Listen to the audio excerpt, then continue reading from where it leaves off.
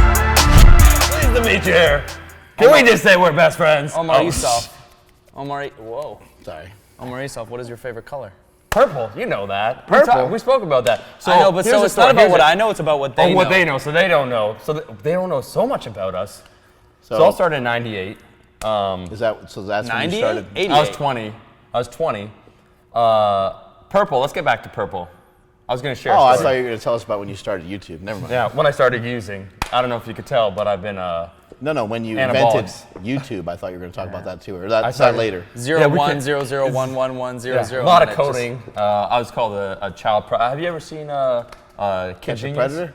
I was also on that. Okay. It's kind of an awkward story. Yeah, never mind. Multiple times too. Never mind. You think you'd learn after the first time, hey, don't message these people, but you like the internet. you live and learn. You live and learn, and then I showed up again. Yeah, I've never seen that penis emoji before, but you maybe created it. I don't know. But I act all surprised the second time. I'm like, you know me. It's just a pickle. What's this? What's You know me. Yeah, why does everyone use an eggplant for a wiener? I honestly don't know. I thought you knew everything about the internet. No, we quickly learned I'm on the internet, but I don't know anything about the internet. Like you'll say terms or phrases, or you'll say that quote by that guy, or like Chipotle is my life, and I'm like, guys. What quote by what guy? We don't say anything. You said Don't put it on us. Chipotle is my life, first off, and then the other one you're saying. That's just how we feel. Oh, that's how you feel. It's not a quote. Oh, it's original. Back to the purple question. I feel like I just want to answer that This has to do with Barney? It does with. It has to do with Prince? so much. Prince is a good one. So my mom, before I was born, she was knitting like a blanket. For my brother, it was like a baby blue one, and for mine, it was purple because purple is like a unisex color. So they don't know like is it going to be like male, female, whatever. So I had that blanket. I grew up with it, and so obviously if You have grew that up color, unisex. unisex, and then I made the choice, transitioned into a surf clam a few years ago. Yeah, what the hell are you now? A surf clam. Well, I like to think of myself as Cherokee Indian? You can refer to me as a surf clam, please. The surf clam. Surf clam. That's PC? Butt muffin. That's the correct term, if you don't mind. What do you use in your hair? That's what the interwebs needs to know. And So why is I'm the all bottle natural. so big? Why is the bottle so big? Oh, that I use? Well, I'm just representing. Is for me, people ask all the time, oh, what do you do with natty? your hair? Where's this going? Would you be willing to take a test? I'll take a polygraph. How about a hair test? No, I meant injected with tests. Well, didn't you say didn't you say I was on D-ball the whole time, Mark, and while we were down here? You said that's why my drink was fizzing up and whatnot? Yeah. I feel great. I don't know if I look different, but You look huge. you look huge. Okay.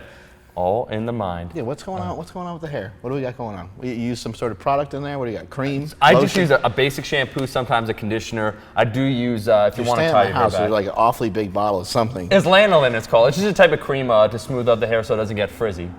That's all. No So big deal. You don't want an afro. You're against that. My hair gets a little wavy if you don't manage it. You know, you've had long hair before. You know how it is. We got a photo right here of Mike's like long hair. How long did you have that for? Oh yeah, he had a nice like wig. Oh, I think it was a wig. It was just a great wig. What do you do? Oh, it fell. You're reminiscing about your hair. So I was gonna say, I think every guy almost goes through, almost every guy, a long hair phase. Mark do you ever never try? did. Yeah, you're Guys, the. oh, you did? I had a mullet. Oh, You had a mullet. mullet. That's what I'm I've trying to seen say. that. I want a photo of that. Ding right here. That'd be amazing. Yeah. Mullet. No, I've seen that. I think- That was on Bigger, Stronger, Faster. Yeah, every dude tries that, right? What do you think of the quote, ass so fat, let's make a baby? I think that sounds like a wedding jam. That would sounds be like your wedding magic. song. There's multiple ones. Maybe what one in the butt. I don't really want to decide right now. You said you knew nothing about the internet. Isn't that like a song from way back in the day? No, what in the butt is not a song from the 70s. It's a YouTube video. Yeah, back in the day. It's a YouTube video. Yeah, so we all had long hair. So do you ever style it, or you just kept it like? We're business in asking front, the part in back? questions. I'm interviewing you guys. There's nothing interesting that's going to come from me. Don't so ask. We might as well. So your mom laid a purple blanket on you. That sounds like a Bible story. It was like, it's like straight out of the Lion King She's or like, something. My son. the chosen one. Butt muffin. He's gonna make a YouTube Yeah. channel, and he's gonna be famous. Yeah. But you were the second, Yeah, I have an older brother. and that's it for siblings? Yeah. And he matters more to your mom than you do. Way more. So I got to do this. I do this for the attention. Exactly. Your mom. She does said your- I'm backup. Is actually. Does she was the watch direct quote. your YouTubes? She supports me. She's like my #1 supporter. But she told me like, Omar, you swear in the videos, and you know how I feel about that. It's like I feel you just shouldn't do that. So she supports, But she doesn't watch. She'll watch the occasionally. I'll send specific ones which I know she'll enjoy. You know, I don't want to, be offensive, but But she watches your channel. I saw that she subscribed to my channel and Silent Mike. So that's actually just an excuse. Yeah. She got bored of my channel. She's like, you know what? Yeah, it's the swearing that's really not interesting. Meanwhile, she subscribed to everyone else. She's the biggest Powercast fan out there. She likes Mike's dancing, right? Yeah, actually, so speaking of that, it's like videos I think. My mom, like to dance and whatnot. She actually is a really good dancer. So I said, oh, check this out. Check out my buddy Mike. He's dancing off against Lou. And the first thing she said, that's funny, I said, it's my buddy Mike. But she said, that young man Michael can dance. Tell him that. And I said, it's going to go to his head. It's going to go to, nice. and it did. And his smile never disappeared. Well, we for go like to 24 Canada. hours.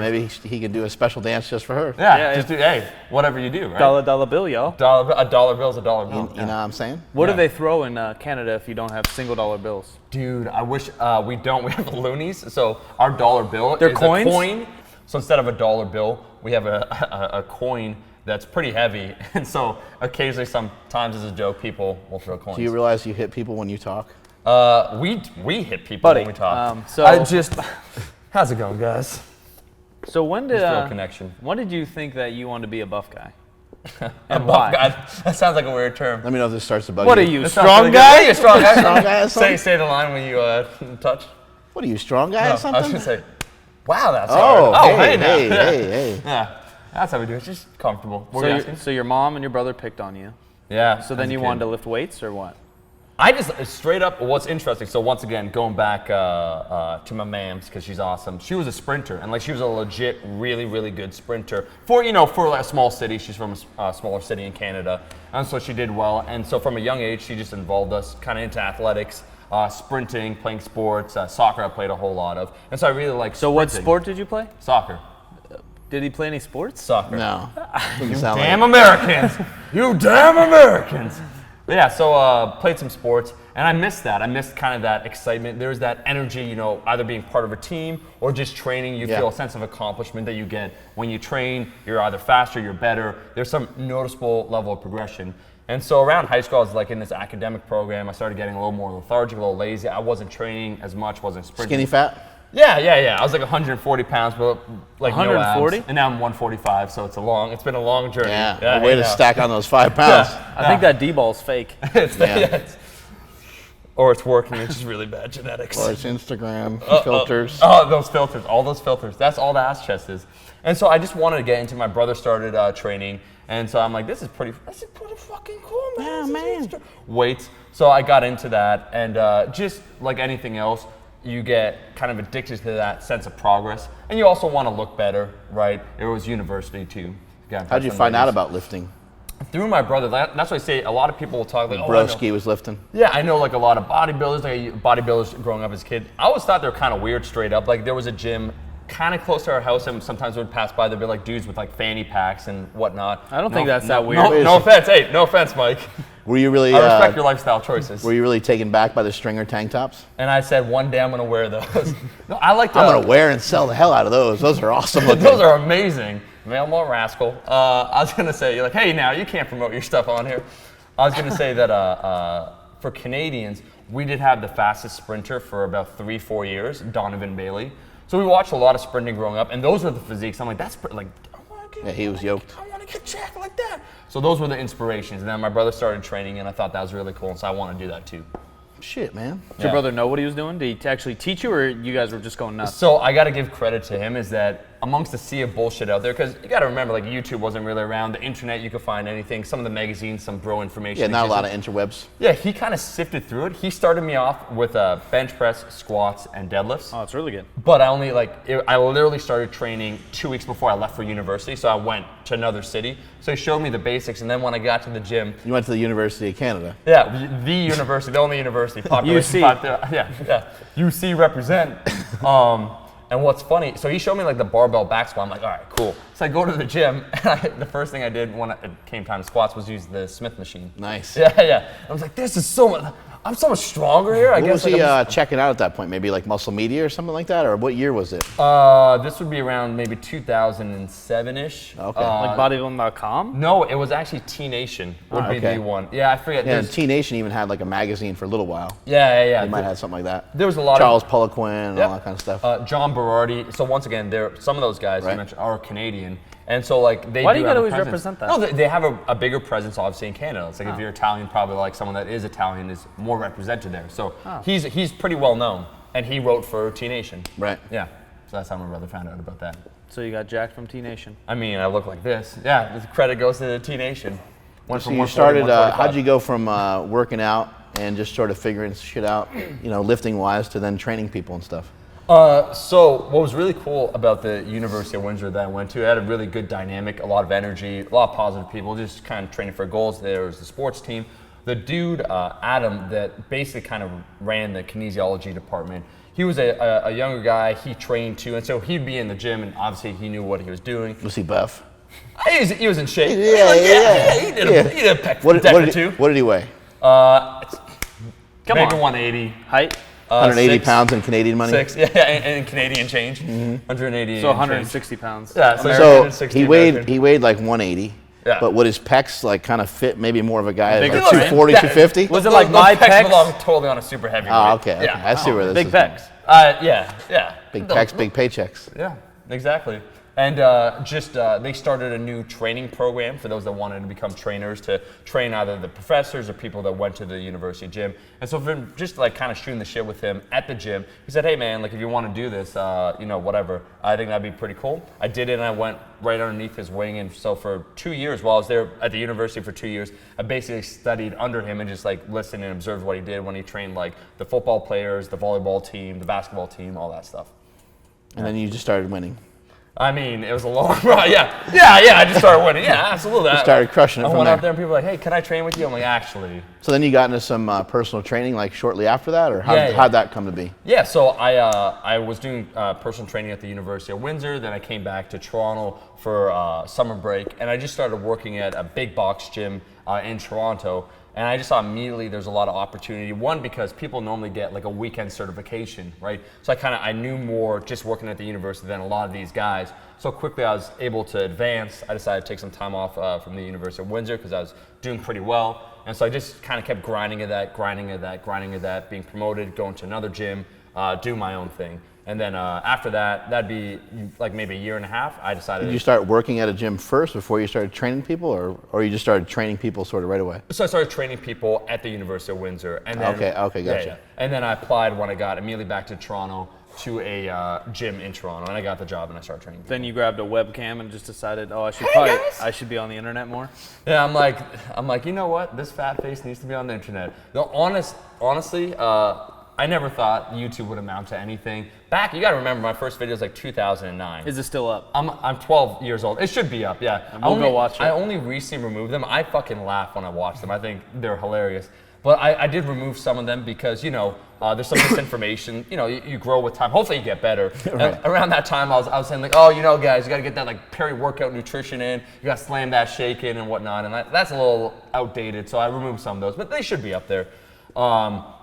But I just thought to myself, my background, the 2 years I spent at the university and who I'm currently training, kind of like middle-aged folks, those are the people that have money. Right. There's kind of that disconnect from what I like to do, like sports-specific training, like athletic stuff, and what I was actually training, who I was training.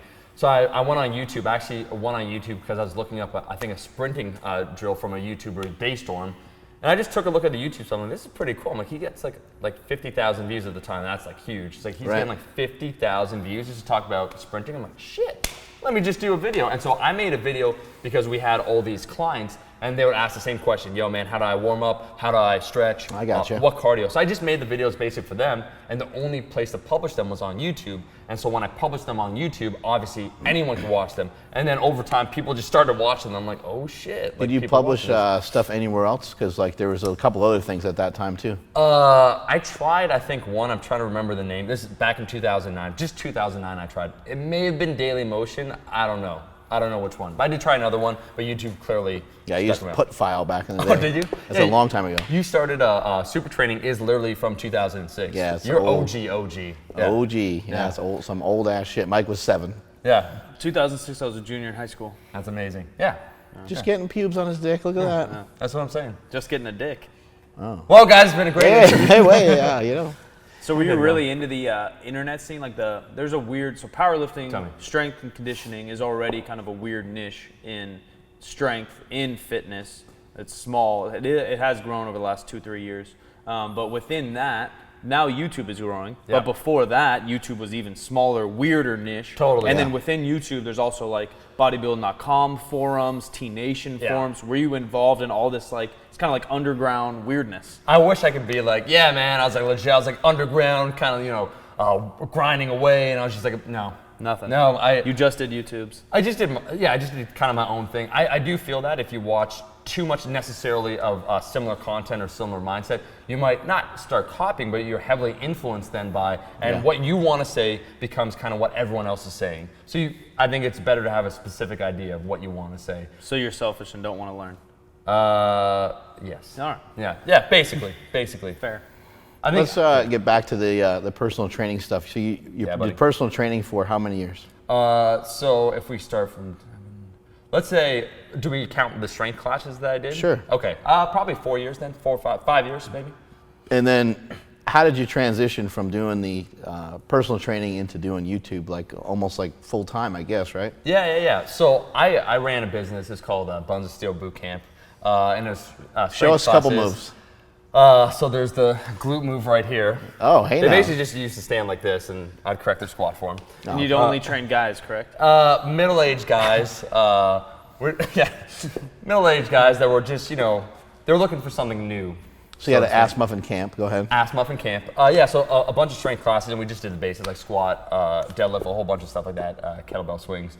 And so from that, I had a few locations. I decided to sell it in 2012 or maybe 13. And so I started noticing that on YouTube. I was only posting maybe like a video You a said week. you have a few locations. What does that mean? You In had- Toronto. You had So a. people were like working for me and whatnot. And so like it was a thing that was running itself, and so I So was you, overviewing it. you had these classes going on at several different gyms, sort of thing. Yeah, several different How locations. did you get that going? Uh, And then how old are you at this point? 10? so I'm 13 at this point, and I'm You're trying like 19, 20, 22, Yeah. something like that. Yeah. 22. So the way I look at things, I read Malcolm Gladwell's Outliers. I also read The 4 Hour Work Week, so that's kind of a funny combination.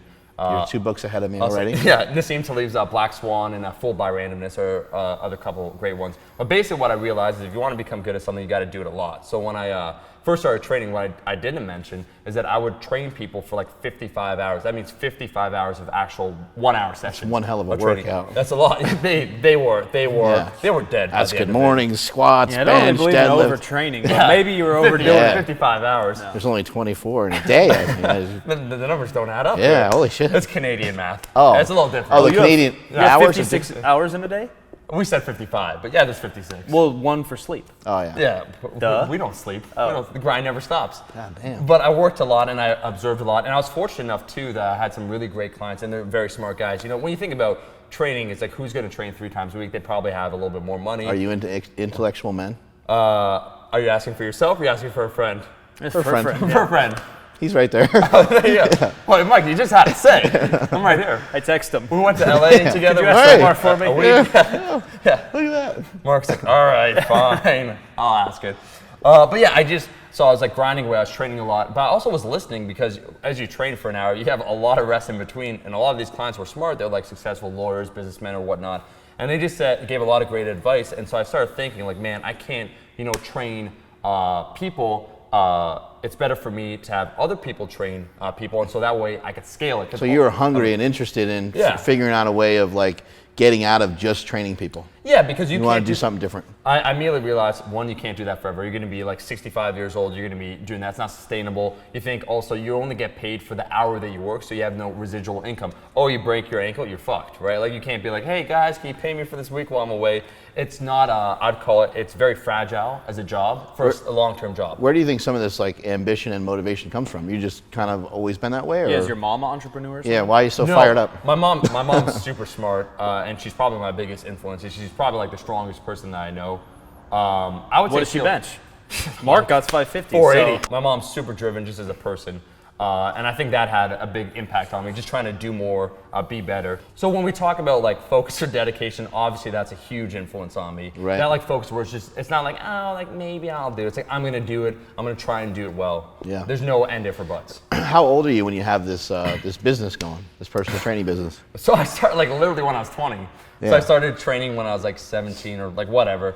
And then I worked for a year and a bit for other people. And I realized, that's why I realized too, I was selling training. So after being a trainer, Mark, I sold training. I was like a training director at a gym. And I'm like, I only got paid at first 5%, but then 10% of what I sold. And I thought like, man, I'm making someone else like 90% more, right? And that's what made me decide like, why not start my own thing? At such a young age, how did you get to be like the training director? How did you get into that position? Like, So I pulled my mom, like something that, you know, I just thought out of the top of my head is that I was working there as a trainer. I observed who was working there as a trainer. And like, she was cool. She did a decent job. But at that gym, you had to solicit for your own clients. And so I was just like, I was doing well at that. Like I was just getting my own clients. And the owner there was like, wow, like you're doing pretty well. I said, you know, man, I think I could do a better job than her. I just said that straight out. And he's like, do you honestly, like, do you think that? I said, I tell you what, man, I'm like, give me 2 weeks to do it. And if I don't sell more than her, just fire me. Like, don't even like keep me as a trainer, just fire me outright. Because I knew there's way more potential being a personal training director. So I just said, you know what, man, I said I'm gonna do it, give me the opportunity, and if I float, I float, if I sink, I sink. And so I did, and I like did well, and so I had that job. are you usually that confident? Like what about like with chicks and stuff like that? Like, are you that confident normally as a person in Anything general? I say is gonna sound super cocky from this point on. Well, no, it's just a serious question just because like I was never that confident. Yeah. But like, do you think you were that confident maybe just because you were super young at that point? Yeah, I definitely had a lot of confidence, and more importantly though, I believed that I could do it. Right. Like I just saw it. I knew I was already selling training. But like, that's if what you- confidence is. Yeah. You So weren't yes, cocky. yeah. You weren't cocky. Yeah. You were confident. All right, thanks guys for saying it for me. Yeah. Hey, What are I we? mean, Hey, like, if These you- pecs will sell anything. Hey.